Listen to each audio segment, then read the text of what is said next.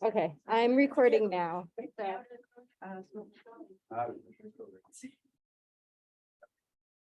afternoon, evening, everybody. Thank you so much for coming, both in person and online. My name is Dr. Nina Ha, and I'm the director of the Cultural Engagement Center. And over there is my lovely collaborator, Nika Montes. Okay, she'll introduce herself later. I just want to start by actually starting with the land and labor acknowledgement before we actually begin. Virginia Tech acknowledges that we live and work in the Tugelo and Monacan people's homeland, and we recognize their continued relationships with their lands and waterways. We further acknowledge that legislation and practices like the Morrill Act of 1862 enabled the Commonwealth of Virginia to finance and found Virginia Tech through the forced removal of Native nations from their lands, both locally and in Western territories. We understand that honoring Native people without explicit material commitments falls short of our institutional responsibilities.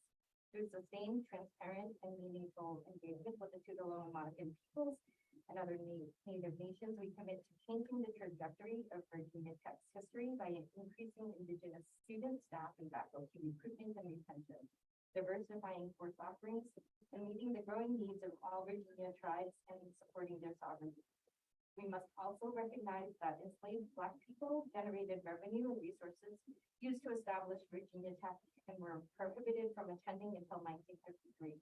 Through inclusive VT, the institutional and individual commitment to COSM that I may serve in a spirit of community, diversity, and excellence, we commit to advancing a more diverse, equitable, and inclusive community.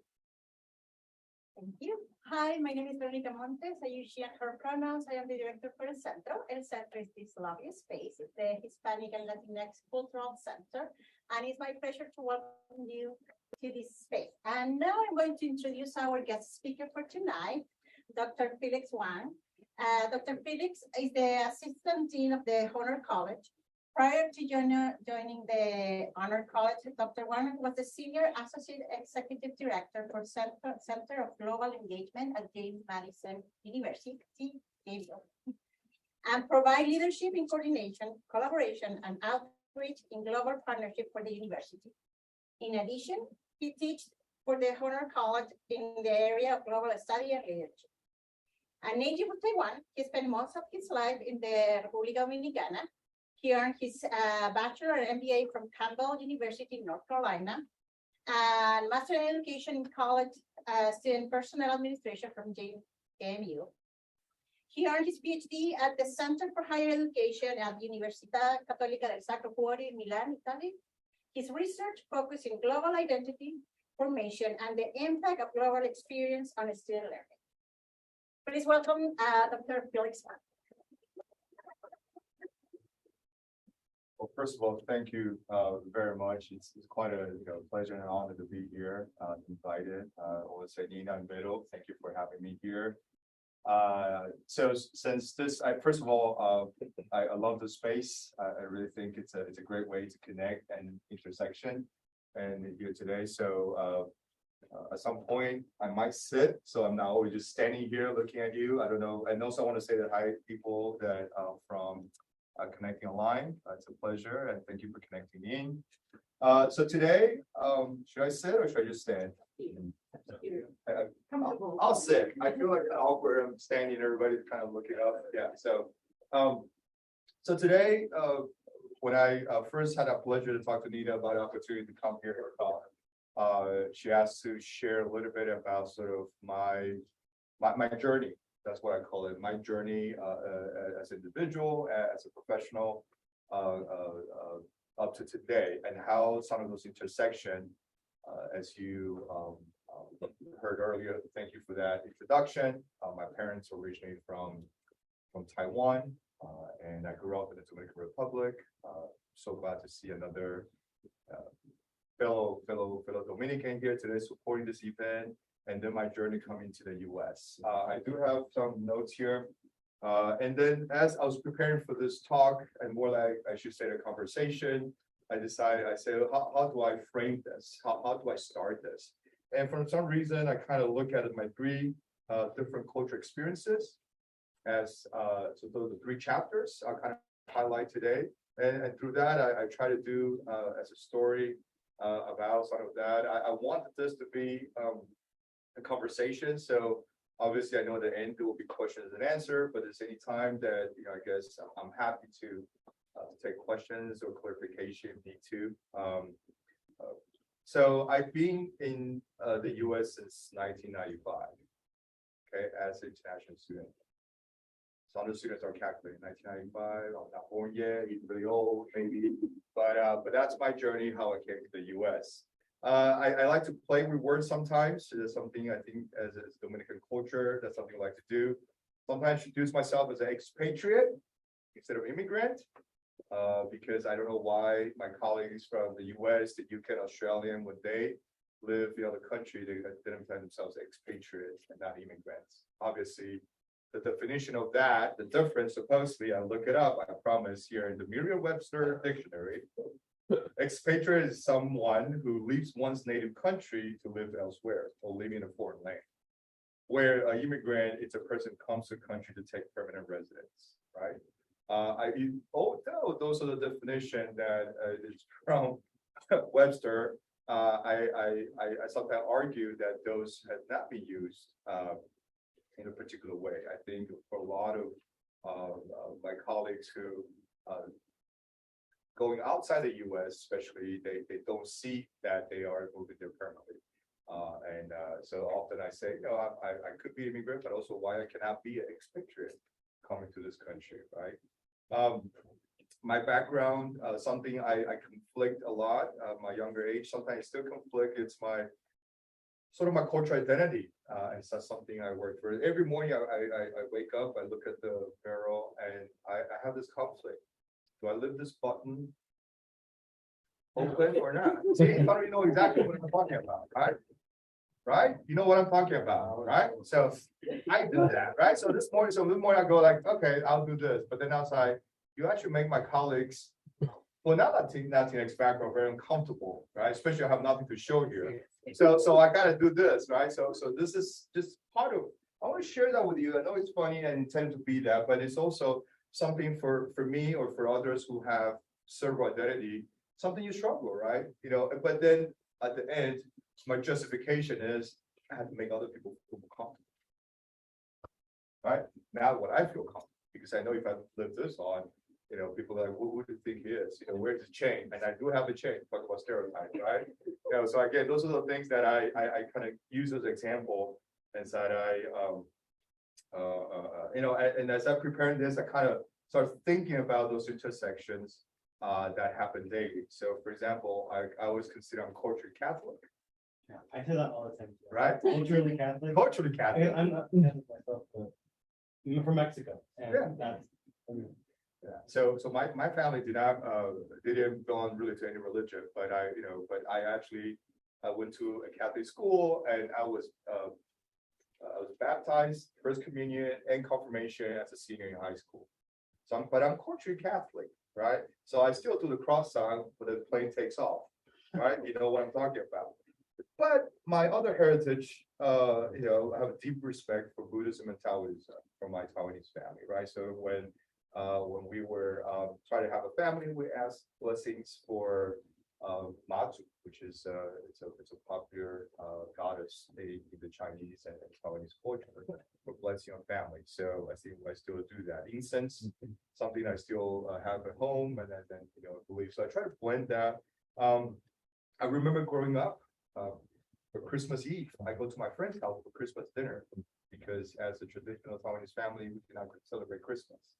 But I do get the day off for Chinese New Year, no matter when, what date of obviously my Chinese New Year is different every month, every year, I'm sorry. And so I do get that day off. So my parents are perfectly okay to let me a day off for Chinese New Year doing that. My age is different depending who's asking me. I see some head nodding. Do you guys know why I say that? Right? Nina, do you care to expand on the age? Yeah. Because we celebrate birthdays on Lunar New Year. Yeah. So that's why.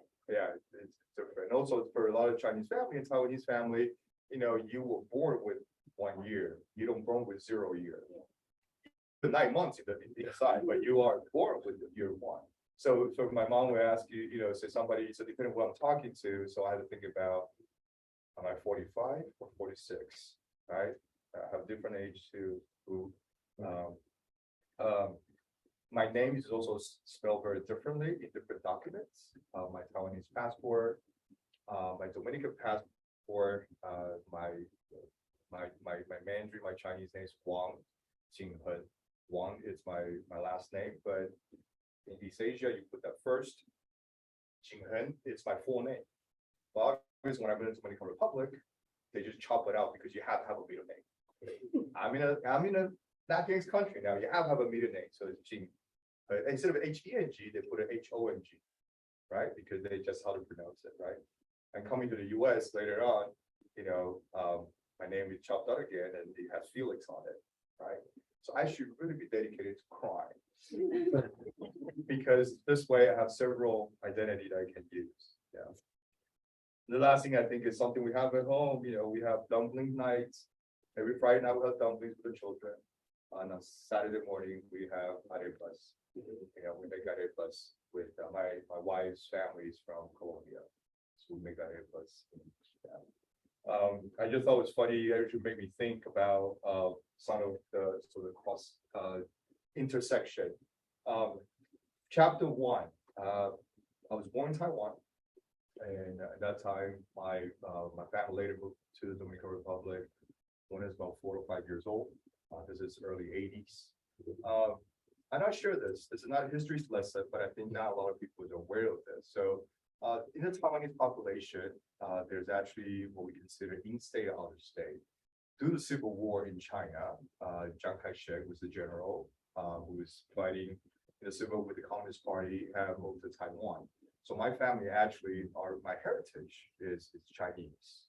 My father's family is from Beijing, and my mother's family is from Shanghai. So they actually moved to Taiwan as immigrants during the Civil War, and that's how I grew up. So even though I say I was born in Taiwan, but I actually have a mixed heritage in the sense of it's really people like my generation actually we're pretty mobile. A lot of us continue other journeys to other parts of the world because our family does not have the same connection and roots in Taiwan. Although I grew up with a lot of Taiwanese culture around me, and it's reminded. So actually, it's referred in-state, out-of-state. For people who live in Taiwan, they'll call us out-of-state people. That's the formal way of recognizing that. I came from a blue-collar family. When they moved there, definitely both my side of my parents, they have 7 children. So my mom and my dad had 6 siblings. And we started very blue collar. My dad worked in the factory, and my mom, she was a teacher. And being a teacher back then is very different than being a teacher now. But she's very proud of being a teacher, and so in many ways, I'm a first generation college student. And for me, that was sort of the initial stages, going back to my memory of navigating different cultures between the Taiwanese and the Chinese. Right, there is a difference, and there's tension. There is tension. For that, and you'll see that a lot in many other parts of the world, right? The sort of subcultures within that. So, then my first journey began moving to the Dominican Republic. I still remember my mom said we're going on vacation, and we left. So technically, I'm still on vacation right now after all these years, and that was definitely a period of change. Obviously, I was younger, but I'm very aware that I was different. I was very aware that there is a different language, like with a different cultural piece that I have to navigate in the Dominican Republic. And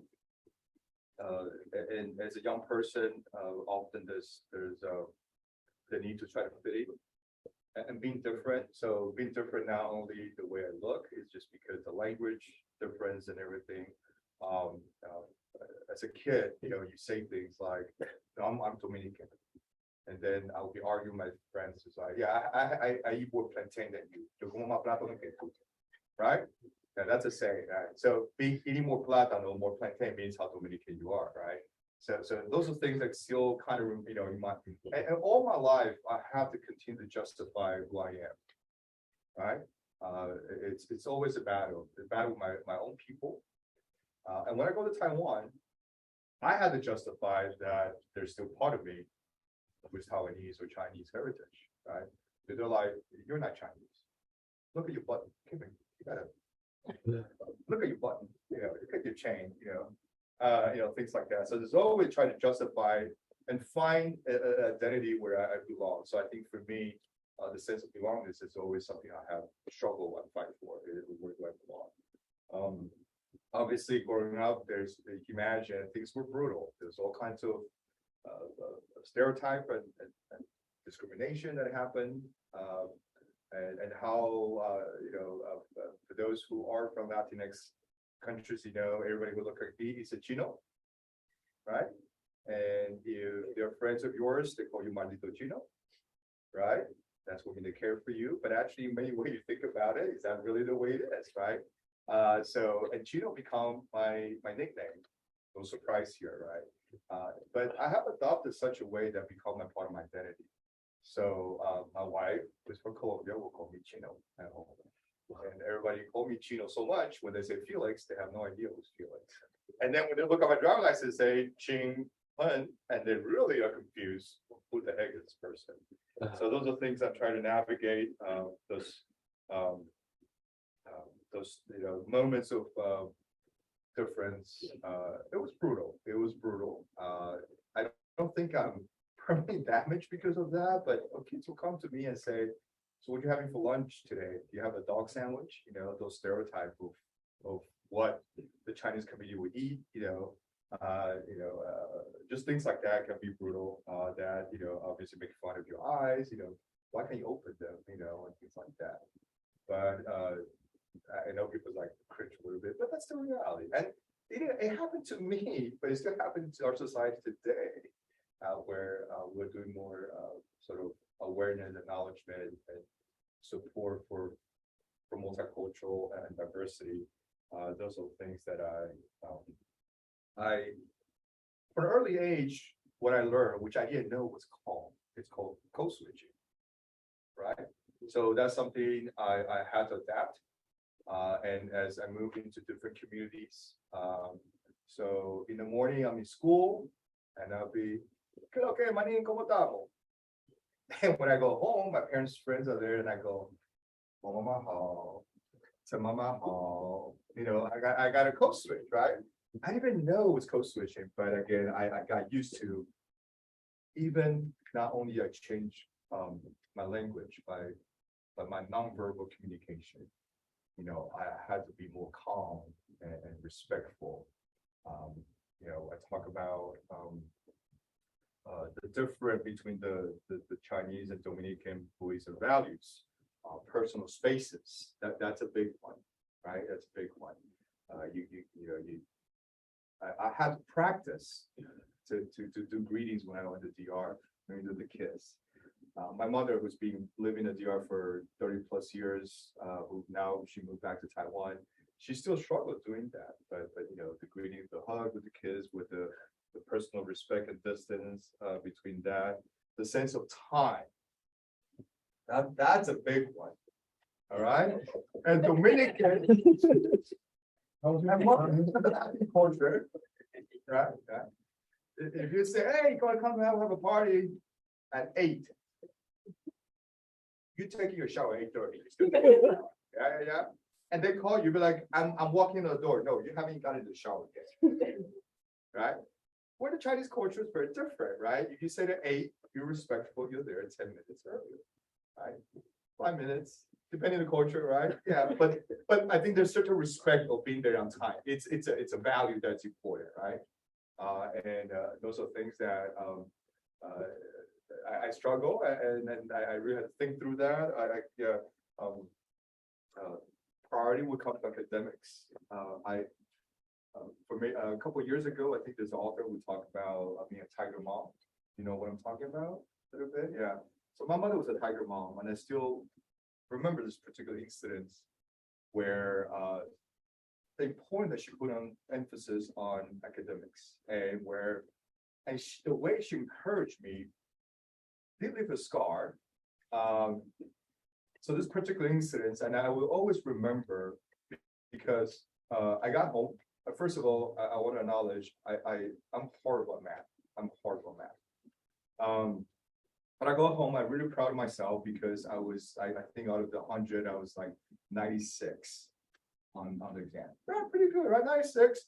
Everybody else, the next higher is by 80. Everybody's between 70s, Got a friend of mine, 65. Yeah, I passed, And I got home, and she looked at it and says, I'm disappointed. I'm very disappointed. And I go, Mom, why? I just told you, I have 96. I had a higher score. Most of my friends made it in the 70s, and they were so happy. They would tell me they passed the exam, that they were going to get a gift for their parents. And you said disappointed. And she looked at me straight in the eye. She said, you just don't understand. Those children who got their score in their 60s or 70s, that's just their level of understanding math. It's harder for them. But for you, who can be 96, that meant you made a mistake, and you could be 100. You could be perfect, and you didn't.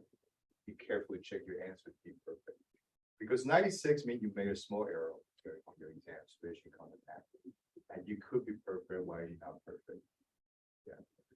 That still remains right here, scar. Yeah. To understand the level of that type of thinking and expectation, I think, from this traditional Chinese family. It's interesting, and I kind of use that as an example and as a reflection often when I think of my own children or what type of message I'm passing on to them. Even something deeper, the relationship with death. Culturally, it's very different. Most East Asian country will spend a lot of time mourning the death of a family. It's a tragedy. And growing up in the DR, it's often definitely it's a mourning, but it's a very short period of time, right? It happened. You have a ceremony, and then you kind of sort of recognize that and move on. But the East Asian country, the amount of time you mourn on the death is the respect and the care you're demonstrating to that particular person. So. Again, I kind of wrote out a few things, try to navigate through that in the DR. One thing also I want to highlight, grew up in the Dominican Republic. I feel like I've identified at the end of it, because those years I was there, I really identify myself as a Dominican. Right?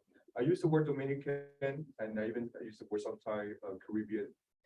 Because sometimes I find it's more common as a Dominican with somebody from Trinidad and Tobago than from Chile, right, or Argentina, right?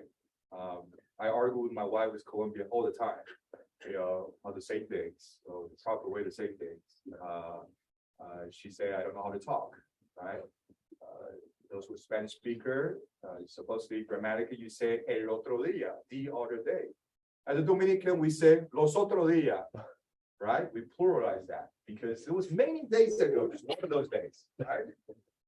Right. So again, those are the challenges I think as a Caribbean,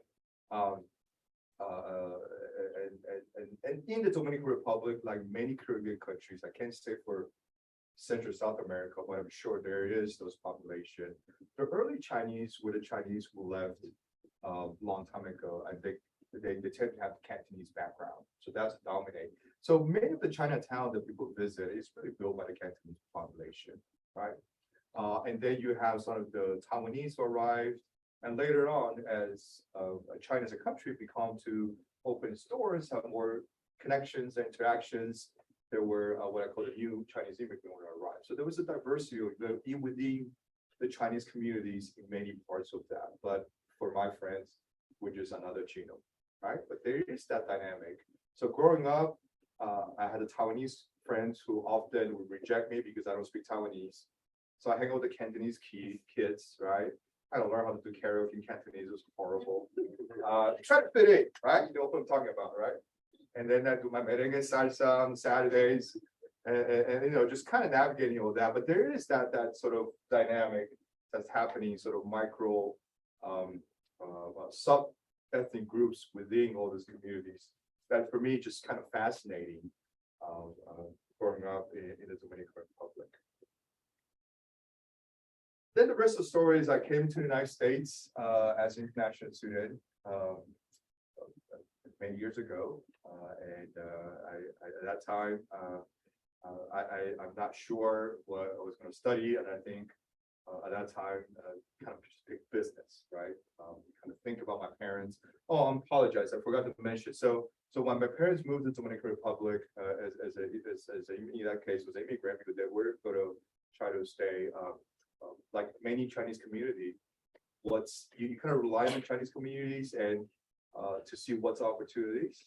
And so there's two options. Usually you own a supermarket or you own a restaurant. Now we own a restaurant. So owning a restaurant allows me, in like many Chinese communities that I learned when I came to the US here, that I grew up after school, I go to the restaurant, I would eat lunch, I do my homework there, with the busiest on weekends. And again, so that's sort of the journey that like many Chinese communities around the world, that's sort of the journey of what we did in the Dominican Republic. God bless you. The first time I learned the terminology of being Asian is when I came to the United States. Wow. I do not know what being Asian means. Most the rest of the world, you'll refer by your nationality or your unique heritage. But being an Asian, it's a huge category. So I actually learned what it means to be an Asian. Mind you, I don't think what that, so when I walk at the door, I don't think about this. My mind doesn't think about how Asian I am. So I'm waiting this facade off and when I interact with people with, "Que lo que, manin?" It's really put off for people because they don't know what to do with the interaction. But I learned what's meant to be Asian in this country. I had to relearn some of the stereotypes. Some of them are similar, right? But the things like, I learned that Asians are bad drivers. Not stereotype. I don't know why. I still don't know what's it. Right? Yeah, they're all. Yeah, everybody's a bad driver in the DR. Right? That's the thing.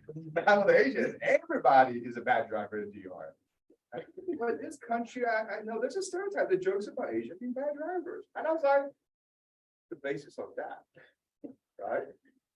So again, that was the moment I really had to find that identity again and reshape and reconnect is what it means to be Asian and what the expectation of American South of me. Because my experience in this country has been mainly in the South. I love my gravy. I love my truck. I don't do country music, but I love the food. Yeah, I consider myself my U.S. heritage, my U.S. culture is the South. I have visited New York. I haven't visited part, but I don't know anything about living in New York. But I know my North Carolina, I know my Virginia. Yeah. So, but I really had to understand that and what is sort of the expected interaction of a category such as Asian in this country. And that was definitely interesting. It was interesting. And not only had to convince my Caucasian friends and colleagues that I might not be the person, the type of interaction they expect, but the people I really hard time convincing are my LatinX community.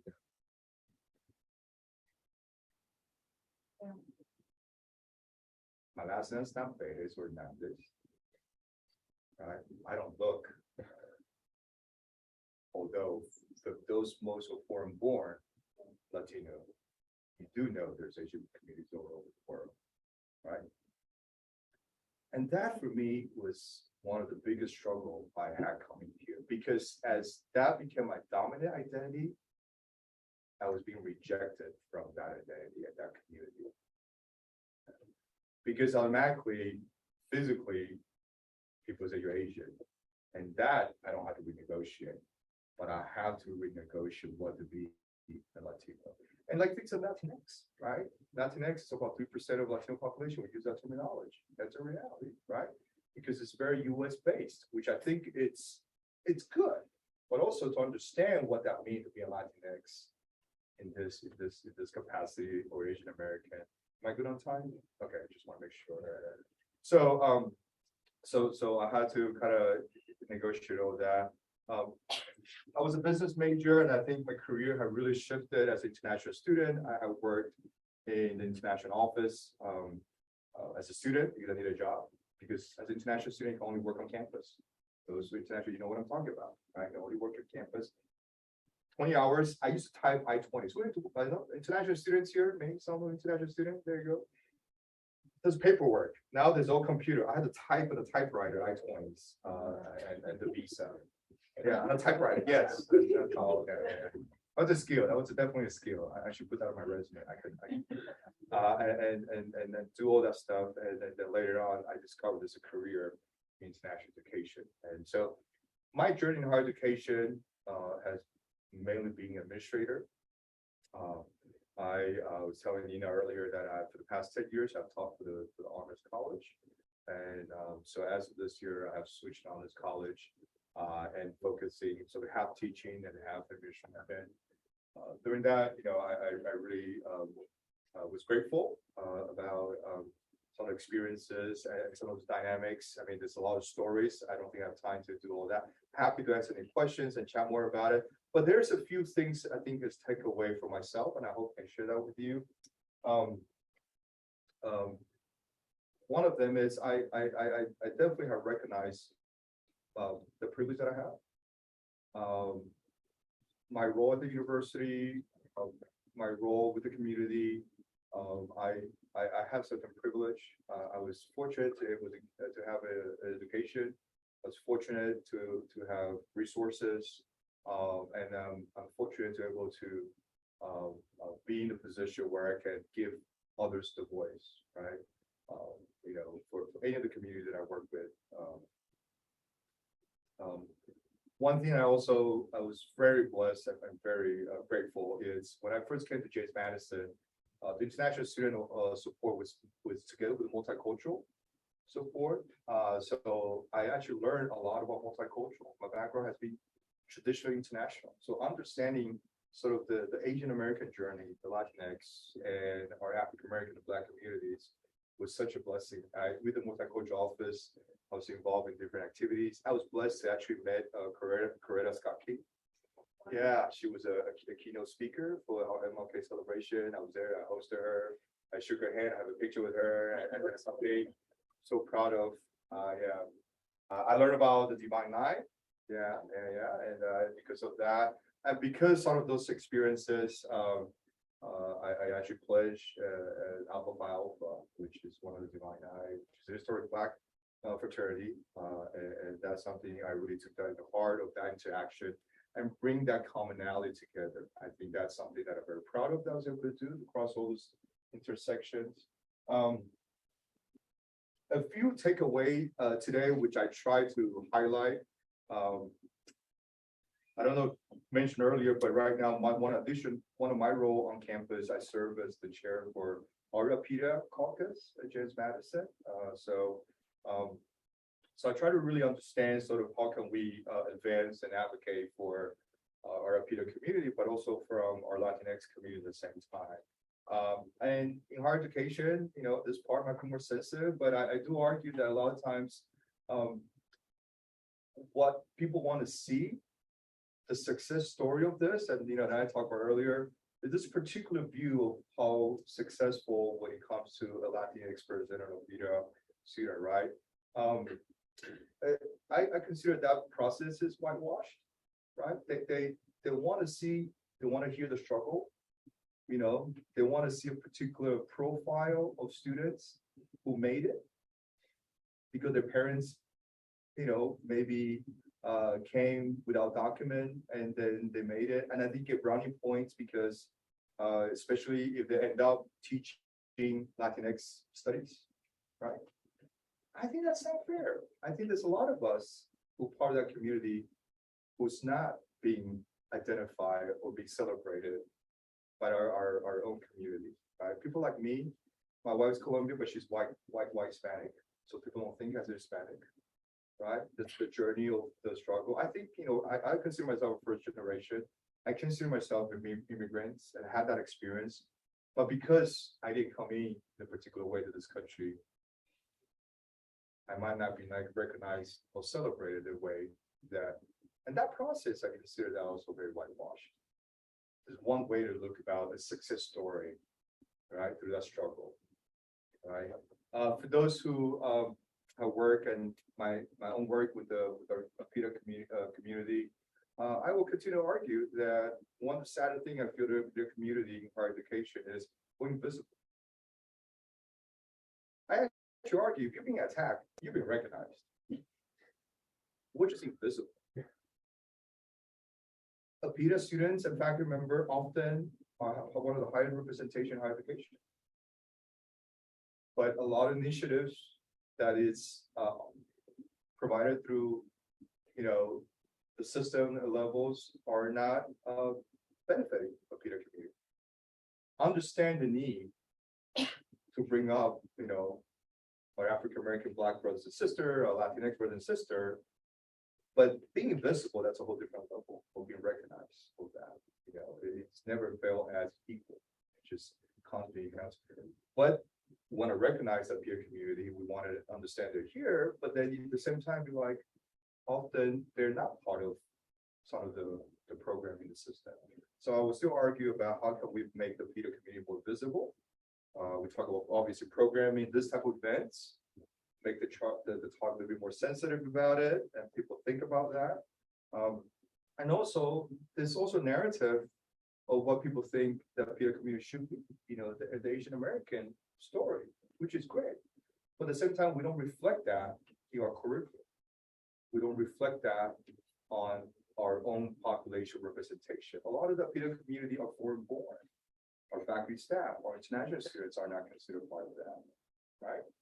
And a lot of the curriculum is Asian studies. You can teach Asian study, but that's not the Asian American study.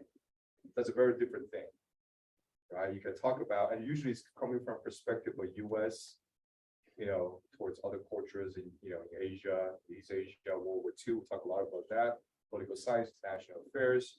Anytime the US have a geopolitical sort of tension or critical, that's where those type of studies, but it's very US view of those culture instead of really understand the Peter culture and community from within.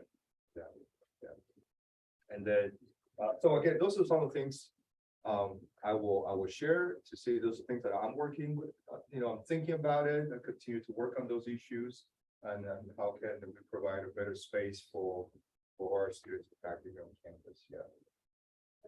People good with time? Yeah. Thank you. This is for those of you who need to get food there, don't think on me. For others, this is a time for question and answer. And just a dialogue with Felix. Yes. So I mean, I guess in relation to like your life overall, or even just those points that you gave, who is someone who means a lot to you, was an inspiration to you, and what kind of lessons did they teach you? Oh, gosh, that's a good one. There's several people in my life that really, early days, I think, be my mother. My mother, we have this great love and hate relationship. I love that woman, but she, she actually broke. What she taught me is she broke the stereotype of what to be an Asian or Chinese woman. She probably, out of all my other uncles, she was the only one that's at that time she was a professional. She was working. Everybody else tended to be a housewife. So she broke that stereotype of that, and she was proud of that. She's proud to be a teacher, and she taught me that. She often had made big decision in our family. What I found at the end of it really benefit our family, benefit me. That was often traditionally be made by in that particular culture, the father figure or the larger family, those type of culture, the larger family had a lot of input, right, to that. And she was very determined. I think that she often had battle, I don't mind she would say this, but she's actually in her own family, at one point when they were not that, they were doing some financial struggle, she was actually to stay behind 2 years in her high school time to help out the family, where her brothers will all continue to went to school. She was held behind by her own parents, right? And I think those type of experience really contribute who became, as she said, I want to be a professional, I need to do this, and she really broke that stereotype, and that's something. One thing also she did tell me, again, it's very, she tried to show, obviously she come from a culture that's very different what we were in the DR, and she tried to show support using the best tool that she had, not knowing the local culture. She said, I know you've been bullied. She said, but we are in other people's land. She said, you let it go the first time. Let it go the second time. But the third time, my son, you fight back. You fight back so hard. If you switch you to school, we'll switch you to another school. I say that, it sounds a little bit like, wow, as an 8-year-old, you're like, okay, trying to make sense of that. But if I think back, I reflect back, that's a person who comes with very sort of traditional background, who came to a totally different country in her mid-30s, try to raise a family, find herself again. And she just tried to support me the best way she can, understanding that, sure, I don't know how this works. And we are different. But you let go the first time, second time, the third time you fight back, and I got your back. And that's something I think will continue to stay with me and be inspired. It's an awesome answer. Yeah. What was it like growing up in the DR? And because there's like this notion that, in the DR, there's a lot of anti-Black and a lot of anti-Asian sentiment. What was that like growing up with Asian, Latino, seeing that, what type of discrimination did you face? How did you feel different, looking at your level, your Black Dominican? Yeah. That's a great. I really mean it. I'm not saying, oh, that's a great question. It's a good observation. So I share with you some of the unfortunate things that I learned at a young age, right? So I was colorblind when I first came to this country. I said, racism is an American problem. We don't have that. We're all the same as you are. And the reality is not. You're Black, you don't get in the clubs, the restaurants. You get rejected. Right? There's so many jokes that we have about Black people. I would just say, oh, just fun. People, we make fun of everybody. That is not true. So later on, I had to understand the bias that I had. It was learned behavior and learn sort of systemic racism. Because I was just like everybody else. Oh, Dominican, we're all different color. We're all different shades of black, white, chocolate, mocha, whatever it is, but we're all the same. And the reality, I know for a fact that is not true. Women in the early days, and still sometimes people who work in the bank, you had to straighten your hair. That's the expectation of working professional, straighten your hair, right? If you're dark color, if you have an afro, that is not seen. They look at my hair and they call that pelo bueno, because having straight is good hair, right? And you just slowly learn that. I even learned stereotypes about my own people, and I kind of make fun of that, right? And that's how dangerous it is. But at the same time, as a young person, you really verify that those are learned behavior. That I had to do that, and so it really took me a while to unpack that. Obviously, my own research, my work. I have taken students in the Dominican Republic. I study abroad. the past 10 years. And one of the topics that we look at is race and racial identity. And we actually look a lot, we work a lot in communities of Dominican Haitian descent. So we visit pates. Pates are usually next to sugarcane because of the Haitian labor that comes in. But when they come to bring their family, they'll create a sort of ghetto situation. And we try to understand, obviously, many years ago when there was an issue about Dominican of Haitian descent, if they legalize their paperwork, it really ties in with all kinds of issues and concern within the system that many of them were born to, you're supposed to be, you're Dominican, just like the US. If you're born in Dominican Republic, if you're born in the US, you're a citizen, period, right? But actually they try to change the constitution, argue that migrant workers are migrant and immobile. So there's obviously should not count as Dominican citizen. And that's something we try to bring to my students' attention. So that's definitely something that I have brought into my own teaching in the classroom. And awareness of that. Yeah. So you said that your wife is Colombian. Yes. So what does it look like? I don't know if you have kids. You have kids? Yes, we do have. So what does that look like fathering that same transition that you have experienced for your child being multiracial? Yeah. Yes. So my wife is white Latina, and both of our children look like me. So she have been approached saying, "Are you babysitting these kids?" Yeah, or more gentle side. They're so cute, but are there some Asian in them? No, they look like me. Yeah, they're Asian. Yeah. Often we go to fill out forms. The category you get is Asian again, right? And then you get Latino, white, Latino, non-white, or something like that, and kind of all those categories. And often we struggle, like, where do we, So in my case, I struggled at the beginning, but what I decided is, how do I feel that day? How do I feel that form? And I really, HR, James Madison, HR, sorry if I messed up your data, but I have all check all kind of boxes, depending on how I wake up that morning. But what I have determined that mostly when they ask for race, I say Asian, ethnicity, I'm Caribbean Latino, nationality, depending where I'm traveling to, and then because I go to this country that they're more friendly towards one nationality than others, so I gotta be careful with that. So that's something we struggle. My children, they see themselves more Colombian, but they look like me, and also we tell you you're American, and they try to make sense what that means.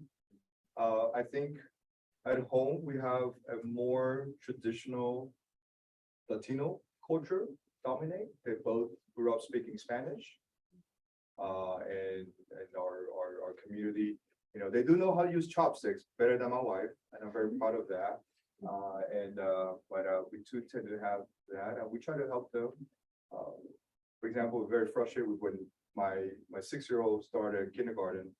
Went to local school to register them like everybody else, and they say, "Oh, what's your dominant language at home?" They say Spanish. Directly, they send the kids to ESL, the English as second language.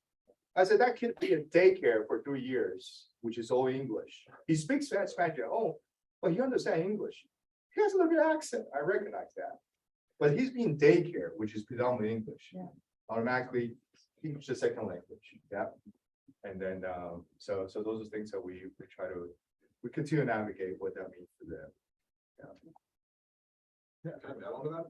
Yeah. Like, so they're still pretty young, right? And, doing what you're doing as a professional, right? You end up, a lot of people might be in similar situations in different stages of life. Yeah. What are the things that you do to walk them through? I mean, like, we're having this dialogue right now, we're having this discussion. What are the kinds of things you do to help, start that dialogue and get the thing out of what do you want them to think about? Something I will encourage you, but something I think it worked for me a little bit as I continue to navigate my different identities. As a young person, there's a lot of social pressure. You want to fit in, you try to make friends, you try to date, you try to be popular, whatever that is, right? There's so much social pressure, and actually, the older I get, I guess it's like, oh, I could care less about that now. Part of that try to fit in is you feel like you have to find one identity. Right. And the reality you don't. Right. See, I really finally, it took me a while, I'm not lying to you, that I made pieces. Felix is Felix. Felix is everything. Felix is that one thing. I don't have to justify how much plantain I've been eating, or I have how much plantain I'll eat to justify how Dominican I am, right? I used to have to do that, right? You know, I don't have to you know, go back to Taiwan and see like, I can sing, you know, this song or whatever, you know, that justification. Or even come into this country, you know, one thing is, I think without thinking, I try to assimilate. When I say assimilation, you know what I'm talking about. I'm talking about the white culture, right? I learned, the first thing I learned after first week in North Carolina, I go, yes, sir, yes, ma'am. Miss Peggy, yes, ma'am. Yeah, that's it. Do I think that's a bad thing? I don't think so. For me is I'm all of that. Right, and identify myself as someone who has a US culture, mainly from the South. But I think as a younger person, that period of time, I try to fit one category because that's how our society works. Right? We're classified, we're always classified in different social groups. And automatically that's how you process. And I go, I don't have to. And I hope with my children, I can say, you're all that, you know, but ultimately, you know, his name's Mateo, you're Lucia. And what Lucia is, it's a combination of that. And everything for each one of us, you know, when it comes to our racial identity, our gender identity, all that, we're mixed of all that. It's not one thing. I mean, just to tackle along several questions, and in your case, the problem might not be as big, because even though you're Asian, you grew up in the Republic and you married Colombia, it seems like you have the Latin culture is what is being predominantly. But how do you handle when there are two opposite cultures? Like, for example, I have a friend from the Dominican Republic. She's first generation that moved here, and her husband is from India, so completely opposite culture. So how do you make sure that the kids feel that they belong somewhere? Because they are trapped in between the US culture, the Indian culture, the Dominican culture. So where do they belong? Yeah. No, I think, I mean, as much as I lean more towards the Latin culture, it's pretty evident of the Asian culture that still I had to negotiate every day when I wake up. I look at the mirror like, there you are. You know, I think it's adopting. Obviously, you will probably have a more sort of what's you more comfortable, some parts of the culture, but I don't think you actually belong to one of them. You probably take parts of them and make your own. And I don't think that's a bad thing. I think that's an advantage because you get to pick from all of that. Right? So, and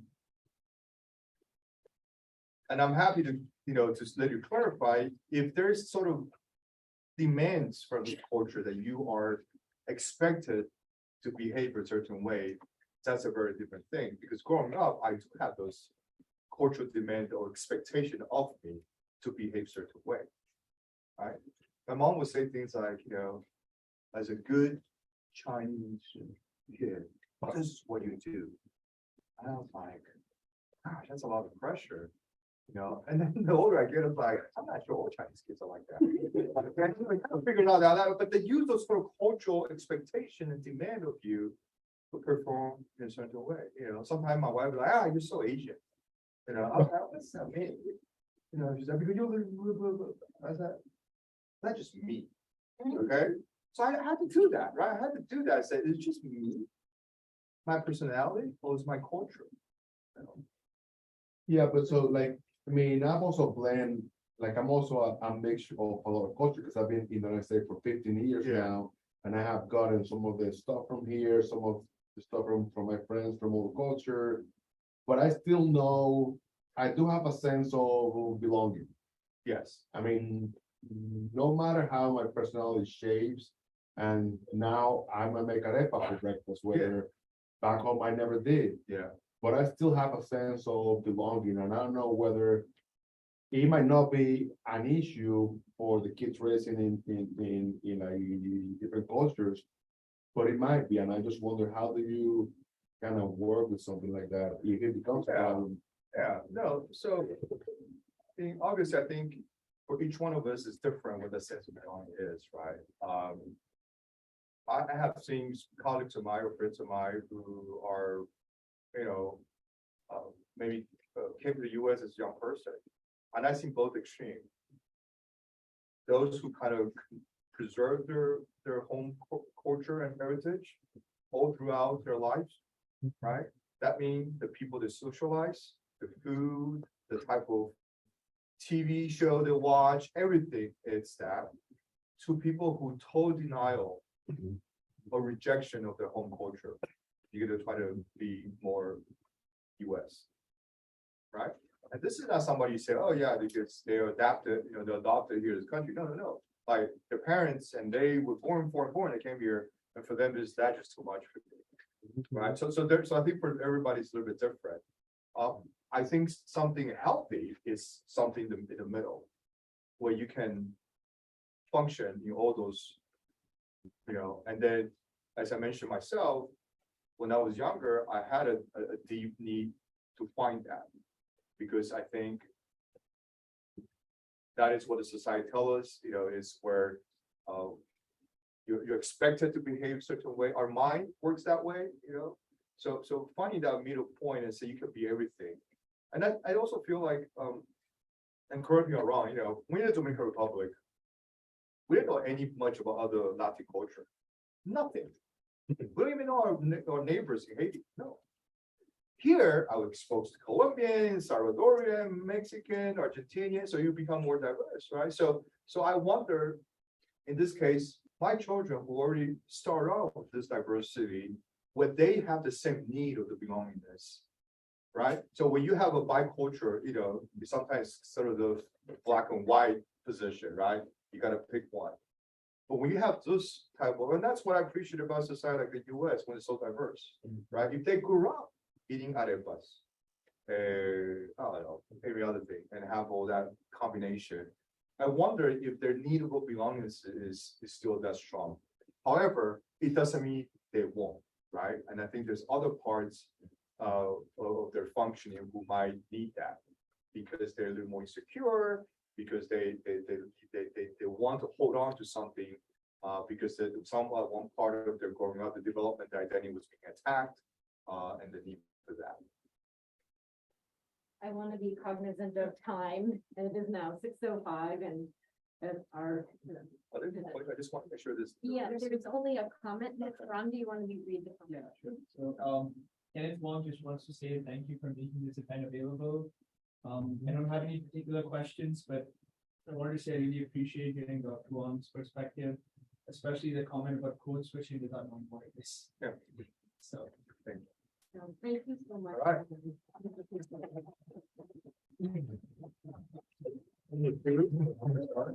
And then, obviously, if you want to continue talking, Yeah, definitely. and one thing I did talk to Dr. Wang about, what was really interesting is that you got your PhD in Italy, Yes. which is really fascinating, just to talk about European Model. of education versus. Yeah, the US one. Yeah, so with Dr. Ha, we talked about sort of my own journey with my PhD, and I was sharing, for most parts of the world, the PhD work you do is a little bit different. For example, in Europe, when you apply, you kind of have to have your proposal ready compared to the US, where you start out applying a program, you do classes, then you can develop your proposal. There, when you apply, you kind of have to have your proposal ready, but you don't take classes, right? There's no class system. You kind of just go and you have tutorials. There's more tutorial system with that, because the assumption is if you're a PhD researcher, if you don't know about stats, you better go learn stats on your own, right? So I think there's benefits And so advantage and disadvantage for either system, but there, I think it's more geared towards someone who kind of know what they want to study. Obviously, identifying that right supervisor is very important. And one thing I have to say, the best thing about it is because a PhD program 1 year costs 1,800 euros. Wow. Yeah, 1,800 euros. And as the cost of higher education continue to rise in the US, I think, that's something that's very attractive. And right now, the rest of the world are very international. There's a lot of programs in English that you can do, but even like the UK and Australia have very good deals. Germany, the Netherlands, especially the Scandinavian countries, have very good solid masters and PhD programs. So like, for example, I was just talking about like my own children, even though he's 6 now, if you say, going to the bachelor, I'll be like, you can go anywhere you want a bachelor. You don't have to stay in the US. if you don't want to. Yeah, I would like to see you go like to Australia for 4 years and then Germany for 2. Or come back here for 2 years for grad school. If you want to go to school, if you don't want to go to school, that's fine. Yeah. So, but again, I will encourage you to do different type because I think there's still a value of the US degree. And I think I actually argued that the undergraduate experience is more holistic approach to learning, right? But that's why we pay for that. We pay for all those holistic learning and spaces. But I think if he or any of my other children, if they want to do abroad, I think there's a lot of opportunity to get that. Thank you. for the comment. Yeah. Plug that in as well. But thank you, everybody, for Thank coming. you for coming. Beto, do you want to share what else you're doing?